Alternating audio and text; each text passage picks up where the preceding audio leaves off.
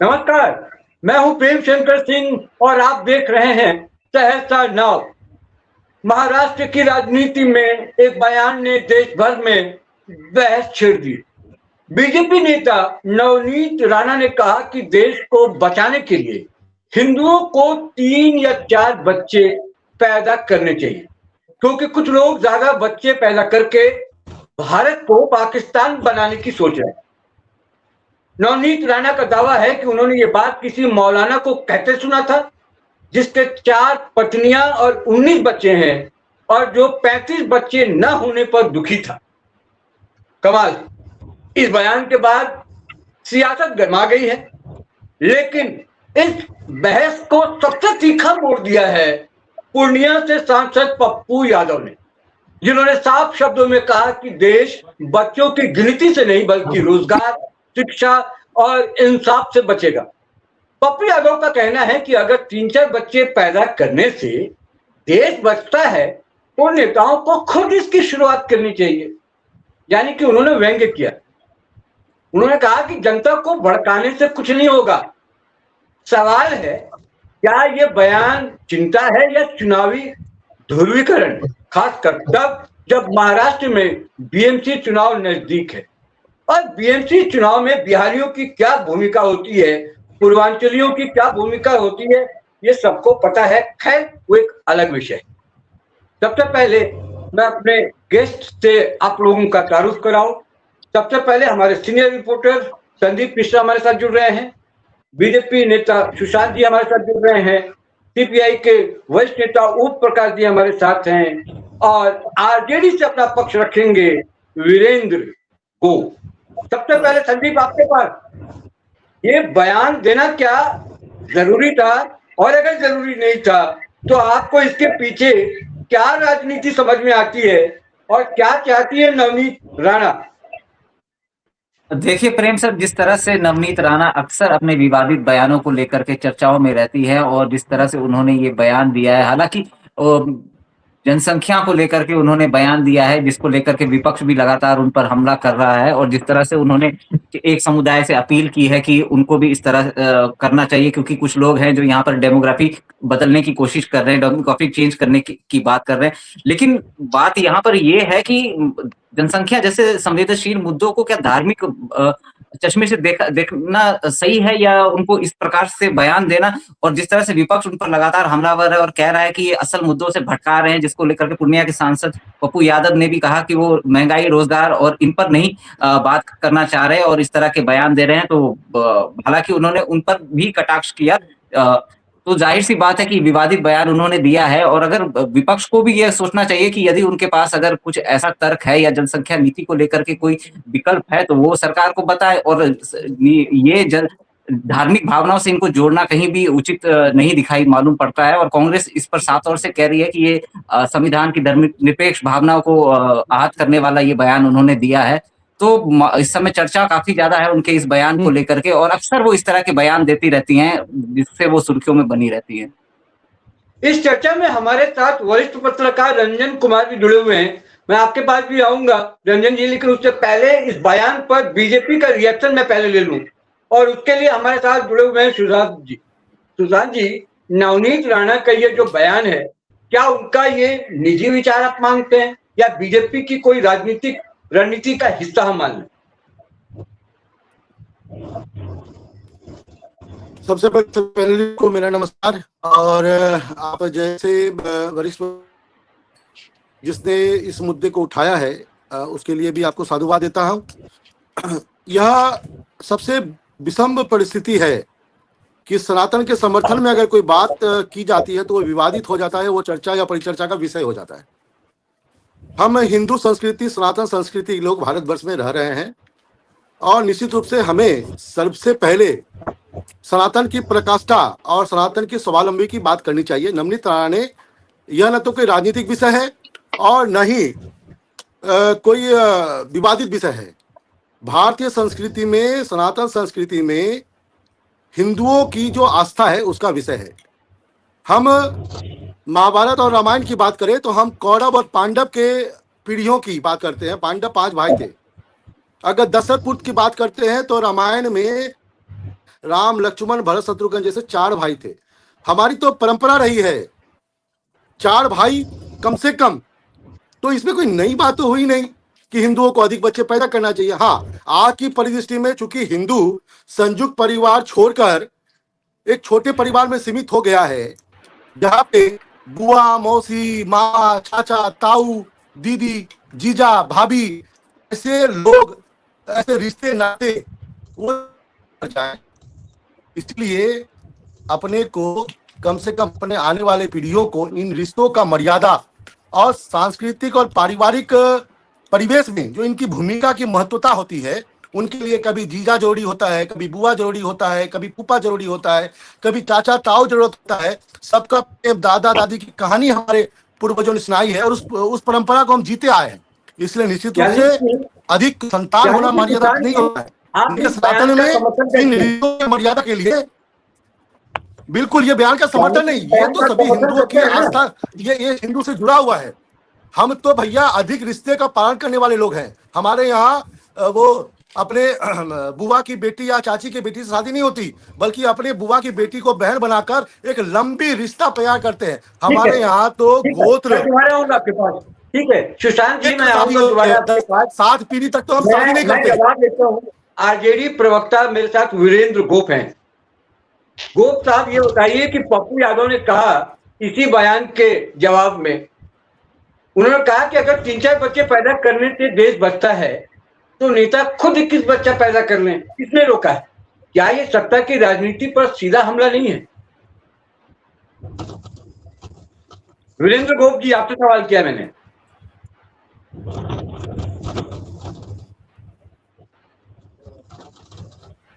वीरेंद्र गोप जी, आवाज आ रही है मेरी आपके पास? चलिए, मेरी आवाज आ रही है आपके पास? आ रही है। मैं ये पूछ रहा हूं आपसे कि जब ये नवनीत राणा का ये जो बयान आया, उस बयान के बाद पप्पू यादव ने कहा कि अगर 3-4 बच्चे पैदा करने से देश बचता है तो नेता खुद 21 बच्चा पैदा कर लें, किसने रोका है? तो क्या आपको लगता नहीं है कि सत्ता की राजनीति पर ये सीधा हमला है?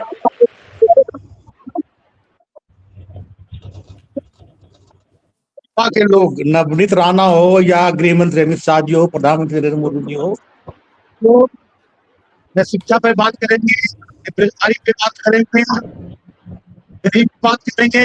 ये लोग बच्चे अधिक पैदा करो, ये लोग सिर्फ और सिर्फ भड़काऊ बयान देने में माहिर हैं और लोगों को भड़काने की कोशिश करते हैं। लोगों को गरीबी से, अशिक्षा से, बेरोजगारी से ध्यान भटकाने के लिए इस तरह का बात करते हैं। इन लोगों के पास कोई विजन नहीं है। और पप्पू यादव जी ने ठीक ही कहा है कि अगर उपदेश दे रहे हैं तो पहले तुम ही 4-5 बच्चे पैदा करो ना भाई, फिर दूसरे क्यों उपदेश देते हो? ठीक है रंजन जी वरिष्ठ पत्रकार हमारे साथ जुड़े हुए हैं। ये कह रहे हैं कि पप्पू यादव ने जो कहा वो ठीक है, और नवनीत राणा ने जो कहा, उन्होंने जो बयान दिया, वो ये कह रही है कि मैंने तो एक संदर्भ दिया था। कोई कहता है 19 बच्चा पैदा करने के बाद भी कि अगर 35 बच्चे हो जाते मेरे तो अच्छा होता। तो नवनीत राणा कह रही कि मैं तो बस मौलवी का हवाला दे रही थी, और 3-4 बच्चे पैदा करने की बात अगर है तो क्या गलत, क्या लगता है आपको? देखिए, नवनीत राणा जो बात की है उसके पीछे संदर्भ देखिए। बच्चे कोई 1 पैदा करें, 2 करें, 4 करें, 10 करें, वो अलग इशू है।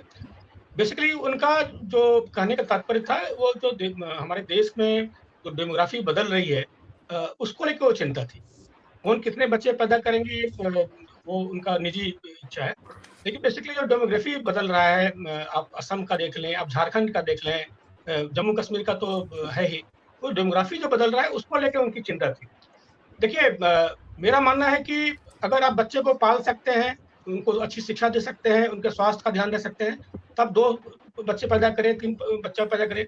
आज देखिए हमारे देश में जो बच्चे ज़्यादा किनके हो रहे हैं? ज़्यादा बच्चे उनके हो रहे हैं, मैं आज की बात बता रहा हूँ, पहले तो सबके अधिक थे। लालू यादव के बच्चे कितने आप गिन लीजिए, नरसिम्हा राव के कितने बच्चे थे गिन लीजिए।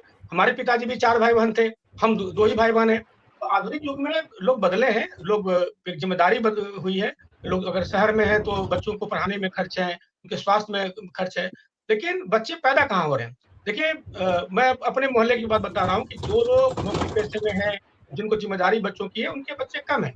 लेकिन हमारे घर में जो हमारी काम करने वाली है 30 साल, 32 साल उसकी उम्र है, उसके 4-5 बच्चे हैं। उनके यहाँ क्या होता है कि वो बच्चे उनके हैंड हो जाते हैं। वो कहीं काम करते हैं, 4 घर में काम कर लेंगे। तो इस तरह की जनसंख्या नहीं चाहिए। जनसंख्या वहाँ चाहिए जहाँ पे आप बच्चों का पालन-पोषण कर सकें, वहाँ कीजिए। लेकिन नवनीत राणा को लेकर जो बयान दिए, जी वो बेसिकली डेमोग्राफी को लेके है। अब देखिए उसमें क्या हुआ, जब नवनीत राणा ने किया तो एक आरजेडी की प्रवक्ता है कंचना यादव, उन्होंने कई पोस्ट डाल दिए उन पे। इनके तो 2 बच्चे हैं, ये इनकी 40 साल उम्र हो गई है, 2 बच्चे और पैदा कर सकते हैं ये। ये इस तरह के बयान का कोई मतलब नहीं है। आज के ज़माने में देख लीजिए हम जिस एज ग्रुप पे जी रहे हैं, तो लगभग सबके वही 2, 3, 1 यही बच्चे लोगों के होते हैं। बच्चे ज़्यादा जी वहाँ हो रहे हैं जहाँ पे अशिक्षा है, वहाँ पे बच्चे ज़्यादा हो रहे हैं, चाहे वो हिंदू में हो, चाहे मुसलमान में हो या किसी ईसाइयों में तो बच्चे कम हैं, पारसी में तो है ही नहीं, उनकी जनसंख्या कम हो रही है। तो अगर आप बच्चे पैदा करके आप ऐसे ही मत छोड़िए समाज में। अगर बच्चे को पाल सकते हैं, उनको शिक्षा दे सकते हैं, तो आप बच्चे पैदा कीजिए। हम अभी युवा देश हैं। एक चिंता यह भी है कि क्या हम फ्रांस की तरह हो जाएँगे? क्या हम जापान की तरह हो जाएँगे? चीन में स्थिति देखिए कि बुजुर्गों की संख्या बढ़ रही है, जवान लोग हैं नहीं। इसका मतलब ये जी नहीं है कि जवान हम ऐसा पैदा करें जो लूले-लंगड़े हो। बच्चे जी रंजन आप जी, ऐसे पैदा आप करें ये जो समाज के कुछ दे सकें। अगर वो कर सकते हैं तो बच्चे आप पैदा कीजिए, नहीं अगर आप में सामर्थ्य है तो आप 1 बच्चे रखें, 2 बच्चे रखें वही काफ़ी है। नवनीत राणा का संदर्भ दूसरा था, वो डेमोग्राफी को लेके बात कर रही थी। उनको जी शायद बढ़ते मुस्लिमों की संख्या, हिंदुओं की कम संख्या जिस ढंग से हो रहा है वो था मुद्दा रंजन था। जी, इसको अन्य तरीके से नहीं लेना चाहिए। रंजन जी आप ये कह रहे थे कि संदर्भ तो उनका था, वो संदर्भ डेमोग्राफी को लेकर था, उसको गलत तरीके से पेश किया गया। ओम प्रकाश जी मैं आपके पास आ रहा हूँ। सवाल मेरा जी है, जी जी जो पप्पू यादव का कहना है, क्योंकि मैं उसी जवाब को लेकर अपने जो ये चर्चा बहस जो है उसी को केंद्र में रखकर कर रहा हूँ।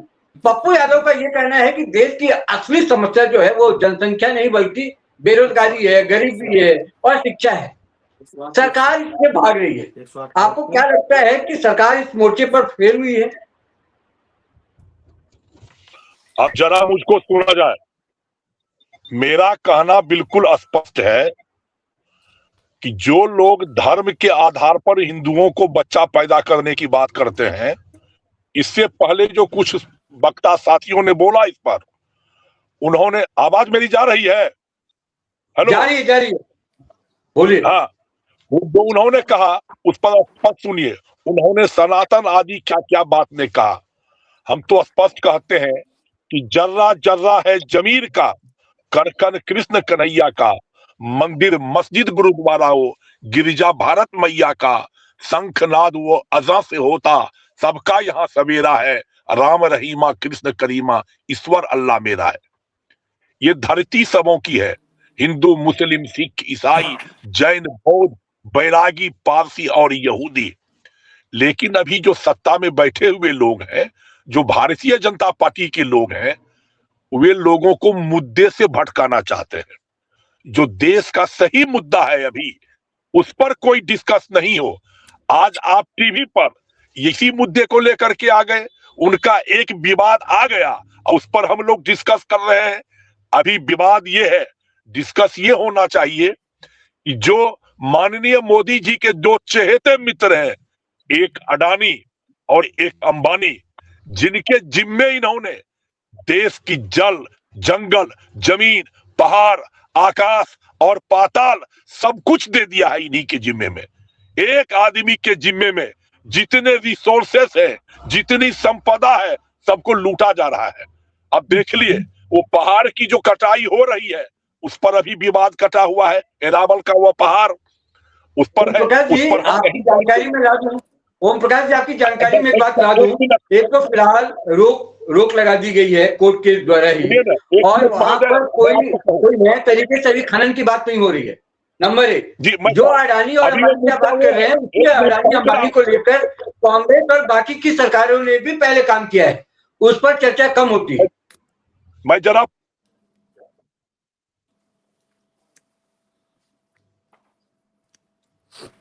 हाँ ठीक है, मैं कह रहा था जिस समय मोदी जी देश की गद्दी पर आए थे, मात्र 55 लाख करोड़ विदेशी कर्जा था, अभी 225 लाख करोड़ विदेशी कर्जा है। ओम प्रकाश जी, विदेशी उसकी कर्जा चर्चा नहीं हो रही। मैं जिस पर चर्चा, जिस विवाद पर चर्चा हो रही है उस पर चर्चा कहिए ये है, मैं कि कहना ये चाहता दो हूं, ये मुद्दे नहीं उठे, जनता के जलते सवाल नहीं आए, महंगाई नहीं उठे, भ्रष्टाचार नहीं उठे, ये है। अब मैं एक बात कहूं अपने बीजेपी के प्रिय मित्र से, जितने हिंदू हैं, आप हिंदू राज बनाना चाहते हैं, अभी हिंदू बहुत है, उनके बीच से बेरोजगारी आप दूर कर दीजिए, उनको आप शिक्षित कर दीजिए, उनको आप मानव बना दीजिए, उनको आप समाज के मुख्य धारा में ला दीजिए, उनको दोनों शाम की रोटी दे दीजिए, और तब कहिएगा हिंदू को और बच्चा पैदा करो, लोग मान लेगा। अभी जो हिंदू है उसकी जितनी आबादी है 45 करोड़ लोग बेरोजगार हैं, उनकी बेरोजगारी तो दूर करिए। ये आप करिएगा नहीं, बेरोजगारी की बात आएगी नहीं, महंगाई की बात आएगी नहीं, आप खाली कहिएगा हिंदू पैदा करो बच्चा 3-4। ये असल में मुद्दे से भटकाना है, और ये मुद्दे से भटकाते रहते हैं, जनता के जलते सवालों पर नहीं आने देते हैं, यही मेरा कहना है। मैं आऊंगा, मैं संदीप आपके पास भी आऊंगा, वीरेंद्र जी के पास भी आऊंगा, लेकिन उससे पहले मैं रंजन जी से एक जवाब संक्षेप पे चाहता हूं। ये जो कह रहे हैं कि मुद्दे से भटकाने की बात हो रही है, आपको क्या लगता है रंजन जी, जो अभी तक देश में काम हुआ है 2014 से लेकर 2025 तक, क्या ये मुद्दे से ही भटकाया गया है या ये सरकार ने कुछ काम भी किया है? थोड़ा सा इनको बताइए ओम प्रकाश जी को कि क्या आप बता सकते हैं कि किस तरीके से चीजें चल रही हैं, और इनको जो इनके मन में जो सवाल है ओम प्रकाश जी के, उस सवाल का जवाब कैसे मिलेगा? देखिए, अभी नवनीत राणा के बयान को लेकर जो हम लोग चर्चा कर रहे हैं, मैं तो चाहता हूं कि सरकार जो है सो जनसंख्या पे कानून बनाए। ओम प्रकाश इसका समर्थन करेंगे? जनसंख्या पे कानून बनाना चाहिए।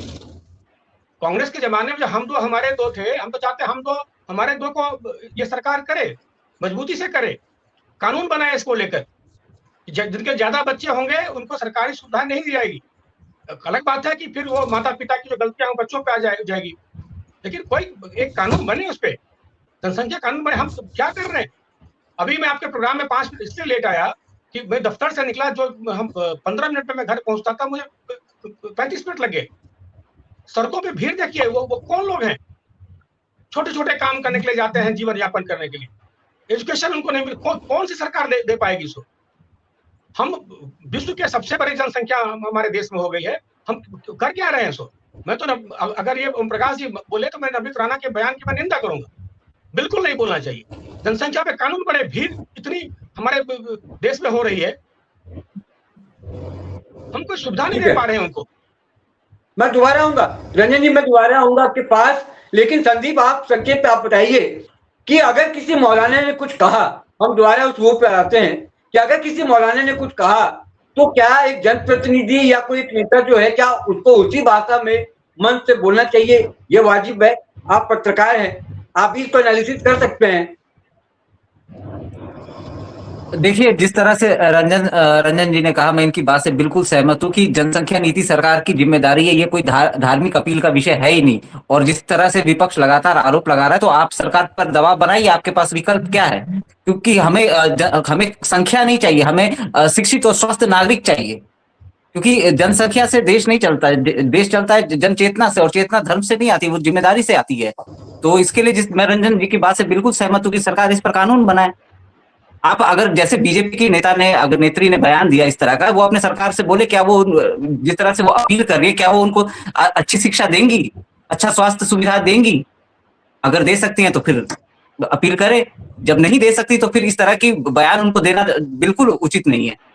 ये किसी समुदाय का मुद्दा है ही नहीं, ये कोई जनसंख्या, ये कोई विषय है ही नहीं। आपको नीति पे काम करना चाहिए, आपको दिशा देनी चाहिए, क्योंकि हमें दिशा चाहिए, हमें भीड़ नहीं चाहिए। मैं तो यही कहूंगा सर, प्रेम सर। वीरेंद्र गोप जी हमारे साथ हैं। सवाल ये भी उठ रहा है, चर्चा ये भी हो रही है, वीरेंद्र गोप जी, ये सवाल मैं आपसे पूछ रहा हूं कि गरीब हिंदू और गरीब मुसलमान जो हैं देश में, उन दोनों की समस्याएं एक जैसी हैं।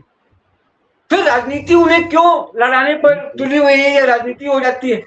मान लीजिए डेमोग्राफी को लेकर अगर एक नेता कुछ कहती है तो उस पर विपक्ष इतना हमलावर क्यों हो जाता है? प्रेम शंकर जी, सबसे पहले तो मैं बता दूं, ये देश न हिंदू का है न मुसलमान का है। यहाँ सर्व धर्म समभाव की गंगा जमुनी तहजीब की पूजा होती है। और मैं एक शेर के माध्यम से कहना चाहता हूं कि मेरे ये जिस्म में जो खून है न हिंदू का है न मुसलमान का है, लहू का एक एक कतरा गुलिस्तान हिंदुस्तान का है। तो मैं भाजपा के साथियों से और खास करके आदरणीय प्रधानमंत्री नरेंद्र मोदी से पूछना चाहता हूं कि आप में अगर इच्छा शक्ति होती, देश को आगे ले जाने की इच्छा शक्ति होती, तो आप एनआरसी सीआईए जैसे कदम को न ला करके आप सबसे पहले पॉपुलेशन कंट्रोल बिल लाते। बेरोजगारी कैसे दूर हो, महंगाई कैसे कम हो, गरीबी कैसे दूर हो, हमारा देश कैसे आगे बढ़े, उस पर फोकस करते। लेकिन आपने मंदिर, मस्जिद, हिंदू, मुसलमान, और खास बात ये कि ये लोग लालू जी जो भारत के नेल्सन मंडेला हैं, इनके फोबिया से कब उभरेंगे मुझे पता नहीं। अरे भाई, देश के लोग प्रचंड बहुमत दिए आपको, आप देश के हित में काम कीजिए। आप हिंदू मुसलमान के फिर में क्यों लोगों को उलझाए हुए? मैं इस पर जवाब चाहता हूं भाजपा के साथी से। ठीक है, सुशांत जी जवाब दीजिए। सुशांत जी, हिंदू मुस्लिम के वो में क्यों फंसाए हुए हैं आप? जवाब दे दीजिए, आरजेडी के प्रवक्ता हैं।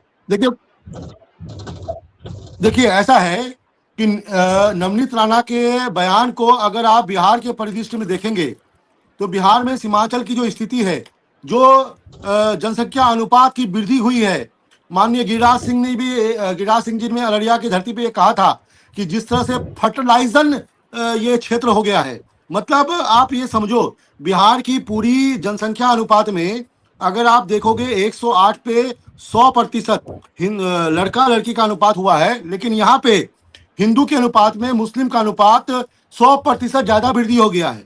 अगर आप 2 दशक देखोगे तो आप देखोगे जहाँ पे मतलब अनुपातिक दृष्टिकोण से इतना ज्यादा मुस्लिमों की जनसंख्या बढ़ी है, ये कहीं ना कहीं चिंता का विषय है। जहां जहां सनातन धर्म या जहां जहां पे किसी और इस्लामिक धर्म के अलावा अनुपात घटा है, उस संप्रदाय का समूल विनाश हो गया है। अफगानिस्तान, पाकिस्तान, बांग्लादेश, हमने आजादी के बाद 47 के दशक में 24% के आसपास अगर हिंदू था, आज वो 2.4 ऐसे कुछ अनुपात में आ गया है। आप बांग्लादेश में आज देख लो, चंदन दास की जो मृत्यु हुई, जो हत्या हुई, जघन्य हत्या हुई, वो जघन्य पाप जिसने किया, वो संदेश क्या देना चाह रहे हैं? हमारा विषय जो है वो आप समझो मराठा, छत्रपति शिवाजी महाराज के 4 भाई थे, संभाजी महाराज, राजा राम महाराज, वेंकटजी महाराज, छत्रपति शिवाजी, ऐसे 4 भाई। हमारा तो परंपरा रही है भाई साहब, हमारा परंपरा रहा है 4 भाइयों का, बुआ का, ताई का, ताऊ का, सबका ऐसा परंपरा रहा है। आज हम अफगानिस्तान में कहाँ हैं? आज हम पाकिस्तान में किस स्थिति में है? आज हम बांग्लादेश में किस स्थिति में है? इतिहास गवाह है, जहां जहां सनातन की संख्या घटी है, उस देश का इस्लामीकरण हो गया है। और इस्लामीकरण होने के बावजूद भी उसका लोकतंत्र का क्या स्थिति है, उसकी जीवन शैली की क्या स्थिति है? सनातन धर्म केवल ऐसा धर्म है जिसने पूरे विश्व को अपना वंशज माना है, जिसने पूरे विश्व को अपना धरोहर माना है। आप थाईलैंड, इंडोनेशिया 100% मुस्लिम आबादी है, वहां के पुरखे कौन है? आज भी वहां के पुरखे राम के छोटे भाई, उनको मानते हैं। जी ठीक है। आप इस परिदृश्य में समझो कि ये जो नवनीत राणा का बयान है वो इस परिदृश्य में बयान है कि अगर हिंदू सुरक्षित है, अगर जग सुरक्षित है, अगर विश्व सुरक्षित है, तो केवल और केवल सनातन के कारण है। सनातन परंपरा के लिए रिश्ते, नाते, भाई भतीजावाद, उसके लिए, वंशावली के लिए हम पिंडदान करते हैं। गया एक ऐसा जगह है जहाँ पे अमेरिका, ब्रिटेन, फ्रांस, लंदन से लोग आते हैं अपने पूर्वजों के। सबसे पहले गया जी बोलिए, गया नहीं, गया जी बोलिए। भाई साहब, आप मिथिलांचल से आते हैं। जनेऊ एक ऐसा परंपरा है जहाँ पे हजारों लोग उस जनेऊ परंपरा में शामिल होते हैं। वो क्या होता है? रिश्ते नातों के साथ एक व्यवहारिक संबंध बनाने का दृष्टिकोण से होता है। ठीक है, किसान वो ठीक है, मैं दृष्टिकोण हूं होता है कि अपने सगा संबंधियों से एक संवाद करने का। इसलिए अगर हिंदू ओम प्रकाश सनातन जी। घटेगा तो परंपराएं घटेगी, सनातन परंपरा क्षुण्ण हो जाएगा। उस परंपरा को बनाए रखने के लिए हिंदुओं को अपने वंशजों को, अपने पीढ़ियों को बढ़ाने के लिए अपने वंश वृद्धि करनी चाहिए, और अधिक से अधिक बच्चे पैदा करने से वो ठीक है, परस्पर संबंध किसान जी बना मैं रहेगा आऊंगा। और देश ओम प्रकाश संगठित जी, होगा। ओम प्रकाश जी, चर्चा ये भी होती है कि एक वर्ग कहता है कि जब भी हम हिंदुओं की बात करते हैं, हिंदू हित की बात करते हैं, तो विपक्ष हमेशा साथ छोड़ देता है। लगता है उनका संपर्क हमारे से टूट गया। वीरेंद्र गोप जी, ये सवाल का जवाब आप दे दीजिए कि जब एक वर्ग ये कहता है कि जब भी हम हिंदुओं की बात करते हैं, हिंदू हित की बात करते हैं, तो विपक्ष हमलावर हो जाता है। उसको लगता है कि वो मुसलमानों के खिलाफ बात कर रहे हैं, और मुसलमानों का हितैषी अगर कोई है तो वो विपक्ष है, चाहे वो कांग्रेस हो, आरजेडी हो, समाजवादी पार्टी हो। तो क्या हिंदुओं की चिंता जो होनी चाहिए विपक्ष उतना नहीं कर पाता है? प्रेम शंकर जी, सबसे पहले तुम्हें बता दूं कि ये देश राष्ट्रपिता महात्मा गांधी जी का देश है, जहां पे सभी धर्मों का सम्मान होता है। हिंदू, मुस्लिम, सिख, ईसाई आपस में है भाई भाई। रह गई बात ज्यादा हिंदुत्व की भाई इनको साहब, चिंता ये है। पुराना आलाप है, ये भाई पुराना जी सुन आलाप है। लीजिए, ये मैं देश भाई जी सुन मराठों लीजिए, का मैं है, बोलता हूँ, सुन ये लीजिए, देश राम सुन राज्य लीजिए, का देश आपने है, बात की ये मिथिलांचल देश की, सनातन का सुनिए, देश है। ये कोई हिंदू सुन मुस्लिम लीजिए। सिख ईसाई भाई भाई का देश नहीं है। सनातन ये धर्म क्या सनातन का देश है। पता है ये आपको? भारत के सबसे सनातन अत्यधिक धर्म क्या है, हिंदू परिभाषा बता बहुल सकते हैं क्षेत्र आप? देश है। ये किसी हिंदू मुस्लिम का देश नहीं है। ये आने वाले अरे समय भाई में भारत साहब, विश्व गुरु बनने वाला है। मैं बताता हूं कि 85% यहाँ हिंदू लोग हैं, फिर भी हिंदुत्व खतरे में क्यों पड़ जाता है? मैं मिथिला की बात कर, आप किए मिथिलांचल की, तो 20 इस्लामीकरण वर्षों से से आपकी केवल सरकार बिहार विनाश में है। है। आप 12 अफगानिस्तान वर्षों का से क्यों कांधार दूर को देख सरकार लो, है? आप आपने अफगानिस्तान को पॉपुलेशन देख के लो, 2 दिन क्यों आप नहीं लाया? पाकिस्तान को देख लो, आप बांग्लादेश को देख लो। हर अरे दिन भाई, आप सत्ता पलट होता है। अगर पाकिस्तान और सनातन हिंदुस्तान बात है करते हैं, तो आप हिंदू अपने राष्ट्र देश में सुरक्षित क्यों नहीं है। बात करते? आने वाले समय में हिंदू राष्ट्र आप बनेगा, और हिंदुस्तान इस को छोड़ देश के का पाकिस्तान युग क्यों उठ जा चुका रहे हैं? है।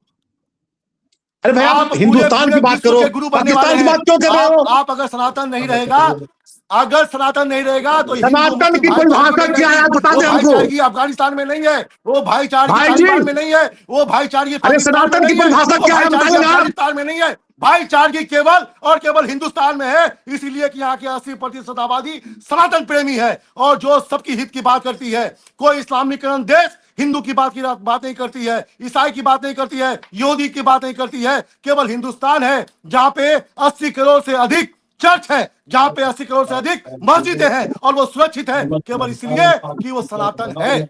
आप इसको मानो, और अगर सनातन है तो हिंदुस्तान सुरक्षित है। ठीक है, सनातन धर्म की परिभाषा हमको बता दो भाई साहब। सनातन धर्म क्या है, इसकी सनातन एक परिभाषा बता दो परिभाषा नहीं हमको। है, सनातन एक जीवन पद्धति है जो सबके लिए चिंता करती है। हम वृक्ष को पूजते हैं, हम कुत्तों को पूजते हैं, हम सुअर को पूजते हैं, हम गाय को पूजते हैं, हम पर्यावरण के हर एक चीज को पूजते हैं, हम पहाड़ को पूजते हैं, हम नदियों को पूजते हैं। इसलिए सनातन जीवित है, और विश्व का आने वाले समय में अगर आप भारत पहाड़ विश्व के बनेगा पूछते तभी हैं जब तो सनातन अरावली सुरक्षित पर्वत रहेगा। की क्या हासिल करने जा रहे हैं आप? इस पर जवाब देंगे आप? भाई साहब, अरावली पर्वत पढ़ो, सुप्रीम अरावली कोर्ट हो का गया, जजमेंट पढ़ो। अरावली पर पर्वत कोर्ट पे आदेश आ सुप्रीम गया, कोर्ट का हो गया जजमेंट पढ़िए। अरावली। ये आई के विडंबना में मत पढ़िए। ये सिर्फ अरावली आपकी पर्वत आज भी दिखावा है। सुरक्षित है, और सुप्रीम कोर्ट ने ये आप कहा है कि सिर्फ वहां और पे सिर्फ सत्ता का जो भोगी भी है। खनन हो रहा है वो आप बंद होगा। मनुष्य को लागू करना और चाहते हैं आज भी देश में, सुरक्षित है। ये आपकी दिल्ली से मंशा कभी लेकर कामयाब नहीं मध्य होगी। प्रदेश तक सुरक्षित है, इंदौर तक सुरक्षित है। अरावली पर्वत मिथ्या मत केवल फैलाइए। ये बताइए केवल कि आपको ये मैं कुछ लोगों बताता को हूँ, मिथ्या जब ज्ञान तक देने में आदरणीय लगता लालू है ना। प्रसाद यादव जी, जो अरे भारत भाई के साहब, नेशनल सुप्रीम मंडेला कोर्ट की है, जजमेंट तो जीवित पढ़िए, है इस पहले देश पढ़िए, में, पहले तब तक पढ़ना गंगा सीखिए। जमुनी तहजीब को लोग हमें कोई कहते हैं मीडियाबाजी फेंक दो नहीं जी। पहुंचा सकता। अब तो विपक्ष के लोगों ने डाउन नहीं कर सकते ऑडियो। एआई के फेरा में फंस गए। यार पढ़ो, ठीक पढ़ा है, करो यार, पढ़ा करो भाई साहब, ठीक है। पढ़ा अरे भाई, करो।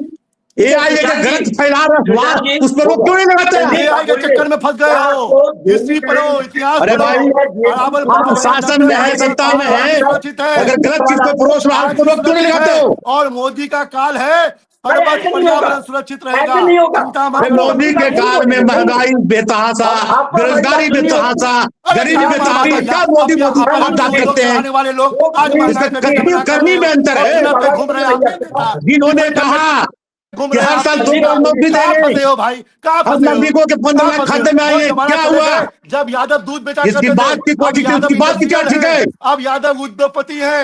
मत बेचो, मत पर्सनल बेचो, मत ये बेचो, व्यक्तिगत मत लड़ाई है। बेचो। चर्चा को बिहार चर्चा गरीब की का देश तरह अरे आप नहीं रहा, चर्चा अब बिहार को जातियों चर्चा को की बात तरह है, है, बिहार सर्वोच्च सनातन का है। सबसे झंडा उतार कोई है तो यादव जाति है। सुशांत जी नहीं, संदीप, भाई हम भी अंतिम यादव सवाल वंशज से आते आपसे है। हैं, हम भी किस्मत संदीप, हैं, अंतिम हम भी सवाल, यादव हैं, हम भी अंतिम गोकुलवासी हैं, सवाल। हम भी अरे कृष्ण भाई के साहब, वंशज हैं। और यादव जब है, जब बोलते हैं हम विडंबना आई किसमें है, है, जब कितना जब जब बेवकूफी जब बात देश करते को हैं। उत्थान हुआ है अरे तो बेवकूफी यादव की बात सबसे क्यों पहले करते हैं? आए। राम लेकिन श्याम बात लक्ष्मण यादव दलित भाई था कि नहीं? आप बोलते हैं बात आई विप्लव है, थे। बात आई है हिंदू सनातन की। अगर भारत सुरक्षित है तो सनातन सुरक्षित है, इसलिए भारत सुरक्षित है। नहीं तो अफगानिस्तान, पाकिस्तान, प्रेम बांग्लादेश, शंकर जी को इंडोनेशिया, मालदीव, समझाइए। ताइवान की स्थिति देख लो। जहाँ इस्लामीकरण हुआ उसकी सुशांत स्थिति जी, क्या है। लोग जीने पे सुशांत जी ऐसे मुसम्मर नहीं है, होता है। एक हाथ में रोटी, आप एक हाथ भाषण में थोड़ी छप्पन देंगे, है। आज बिहार में सुशांत जी एक हाथ में भाषण रोटी थोड़ी तो एक देंगे, हाथ में ये कलम है। भाषण का मंच नहीं है। नहीं, ये भाषण का मंच नहीं है ना। आप मेरी बात सुन ही नहीं रहे। आप लोग मेरी बात नहीं ऐसा सुनेंगे। बताइए। जब मैं आपकी बात सुनता हूं तो आपको मेरी बात सुननी होगी ना। संदीप, अंतिम सवाल आपसे यह है कि आप बीएमसी में जो चुनाव है उस पर आरोप ये लग रहा है कि ध्रुवीकरण करने की कोशिश हो रही है। संक्षेप में बताइए। अंतिम सवाल सबसे लूम है, उसके बाद मैं इसको खत्म करूं। देखिए प्रेम सर, जिस तरह से बीएमसी के चुनाव हो रहे हैं और जिस तरह से जो राज ठाकरे और उद्धव ठाकरे दोनों साथ में आए, उससे कहीं ना कहीं थोड़ी सी आशंका शायद भाजपा को लग रही है इस तरह से कि आने वाले जो चुनाव है उनमें उसको हानि हो सकती है। तो अक्सर विवादित बयान उनके कई सारे ऐसे मंत्री हैं या पूर्व सांसद हैं जो इस तरह के विवादित बयान देते रहते हैं, और जबकि सरकार उनकी जिस बात की चर्चा हमारे अभी वक्ता कर रहे थे उस पर बहस हमें जनसंख्या पर होनी नहीं चाहिए, बहस हमें होनी चाहिए कि अगर हम जिस तरह की का बयान उन्होंने दिया है तो आने वाले भविष्य में हम उन्हें क्या देंगे। संसाधनों की हमें कमी है, बिहार में पेट पालना यहाँ पर मुश्किल है और संख्या बढ़ाने की बात की जा रही है। लेकिन मैं वहीं आऊंगा कि बीएमसी के चुनावों को इस लिहाज से जोड़ा जा रहा है क्योंकि वहां पर जिस तरह से, क्योंकि कल से ही चर्चा काफी ज्यादा हो चुकी है, क्योंकि जिस तरह से उद्धव ठाकरे ने भी बयान दिया कि दिल्ली के लोग मुंबई को तोड़ने के लिए महाराष्ट्र को तोड़ने की कोशिश कर रही है, हम ऐसा बिल्कुल भी नहीं होने देंगे। और उसके बाद जिस तरह से नवनीत राणा का बयान आया, तो अभी चुनावों के समय में अक्सर होता है कि इस तरह के बयानबाजी पक्ष और सत्ता पक्ष दोनों से होते रहते हैं, लेकिन अभी चुनाव काफी नजदीक है तो इसीलिए इस तरह के बयान आते रहते हैं और पहले भी आते रहे। और अब देखना ये है कि किस तरह के नतीजे आएंगे, क्योंकि जनता जनार्दन है, जनता के हाथ में सब कुछ है। तो आने वाला समय ही बताएगा कि इस बयानों से कितना असर, किसको फायदा होगा या किसको नुकसान होगा। जी, मैं सबसे पहले क्लियर कर दूं एक चीज, जितने भी हमारे मेहमान हैं मैं सबके पास आ रहा हूं एक एक करके। 30-30 सेकंड में अंतिम कमेंट आप लोग दें, बीच में एक दूसरे को टोका टोकी न करें, तो मुझे लगता है कि आसानी से मैं इसको कंक्लूड कर सकूंगा। एक एक करके आ रहा हूं, सबके पास आऊंगा। सबसे पहले ओम प्रकाश जी, मैं आपके पास आ रहा हूं। आपके पास 1 मिनट है, जो कुछ कहना आप कह सकते हैं पूरे चर्चा पर।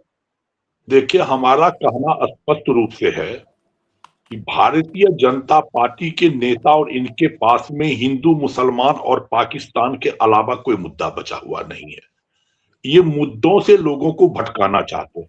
ये देश सबों का है। एक साथी राजद वाले ने कहा, हम तो कहते हैं मीर की गजलें उसी अंदाज से हम चूमते हैं जिस तरह से सूर्य के पद गुनगुनाकर झूमते हैं। मस्जिदों से प्यार उतना ही हृदय को है हमारे, है कि जितना प्यारा हमको मंदिर, मठ और गुरुद्वारे। ये उलझाए नहीं, ये देश सबों का है। मुद्दे की बात करें, रोजी की बात करें, रोजगार की बात करें, लोगों महंगाई पर कैसे रोक लगाए जाए, पलायन पर कैसे लोग लगे, लोग बेहतर जिंदगी कैसे जिए, खेतों में कैसे पानी जाए, सिंचाई की कैसी व्यवस्था हो, ये बात करें।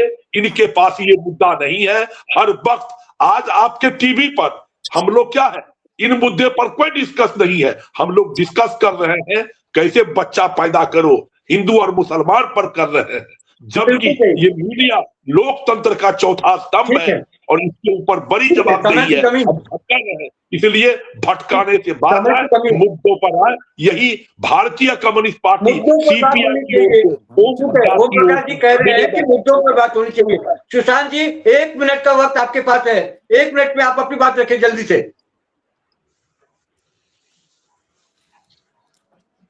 सुशांत जी, 1 मिनट में अपनी बात रखिए जल्दी से।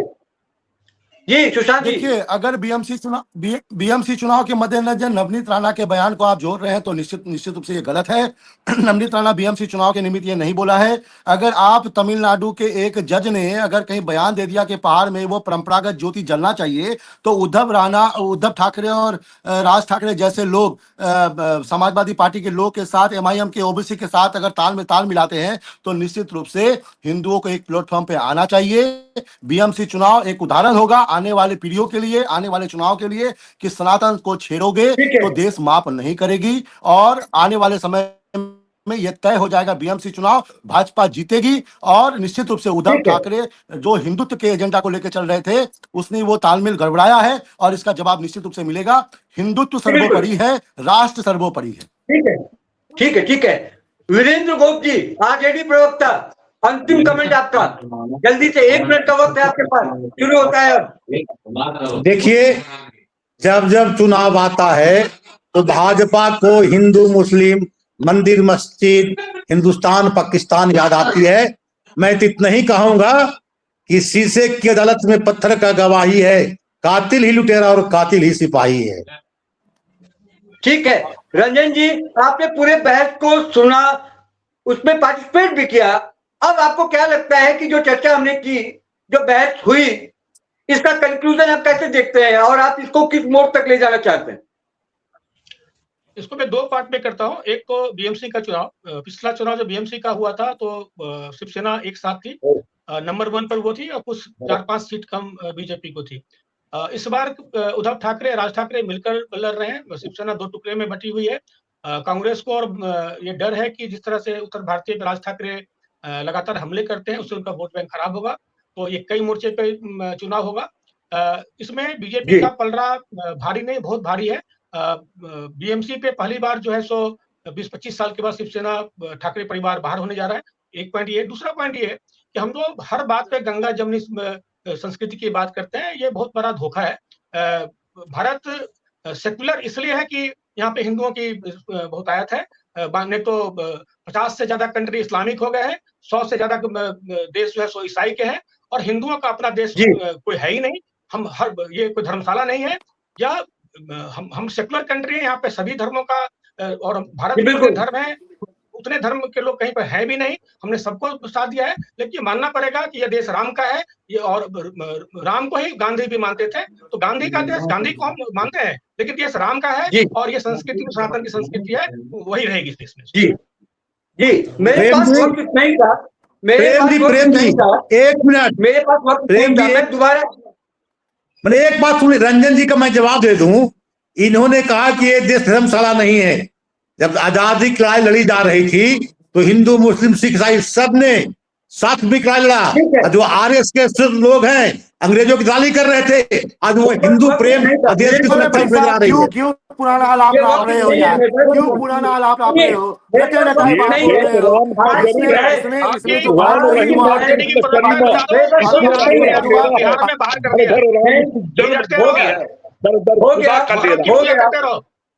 हो गया। आज की बहस सिर्फ नवनीत राणा के बयान तक सीमित नहीं है। यह बहस उस राजनीति पर है जो बार बार समाज को गिनती में उलझा देती है। पप्पू यादव का बयान इसलिए अहम हो जाता है क्योंकि वो इस पूरे मुद्दे को बच्चों की संख्या से निकालकर रोटी, रोजगार और हकीकत की जमीन पर ले आता है।